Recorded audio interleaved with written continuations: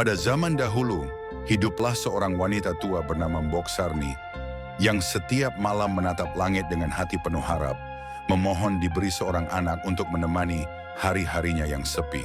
Suatu hari, saat angin berbisik lirih di hutan, ia bertemu dengan raksasa bertubuh besar dan bersuara gemuruh. Mata raksasa itu memerah saat berbicara. "Aku akan memberimu seorang anak, tapi ingat, saat ia genap 17 tahun, ia harus kembali padaku." Dengan berat hati, Mbok Sarni menerima biji mentimun ajaib dari tangan raksasa itu. Tanpa tahu bagaimana nasibnya nanti, Mbok Sarni menanam biji itu dengan hati penuh doa. Beberapa bulan kemudian, tumbuhlah mentimun berwarna emas, bercahaya seperti matahari terbit. Saat dibelah, keluar seorang bayi perempuan cantik dengan kulit sehalus sutra dan mata sejernih embun pagi. Dengan penuh haru, Mbok Sarni menamainya Timun Mas. Tahun demi tahun berlalu, Timun Mas tumbuh menjadi gadis yang tidak hanya cantik, tapi juga pemberani dan penuh kasih. Namun, bayang-bayang janji kepada raksasa itu terus menghantui Mbok Sarni, membuatnya sering menangis dalam diam.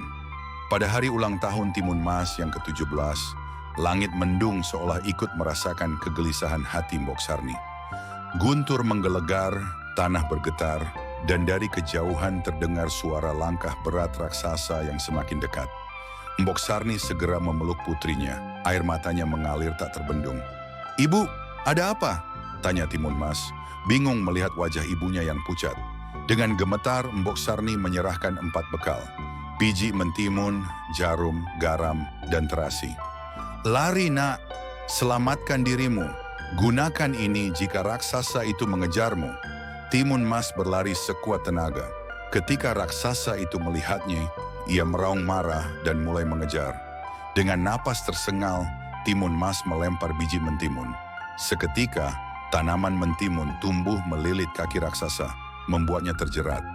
Tapi raksasa itu berhasil merobek tanaman itu dengan sekali hentak. Tanpa menoleh, Timun Mas melempar jarum yang berubah menjadi hutan bambu tajam, menusuk kaki raksasa hingga mengeluarkan darah.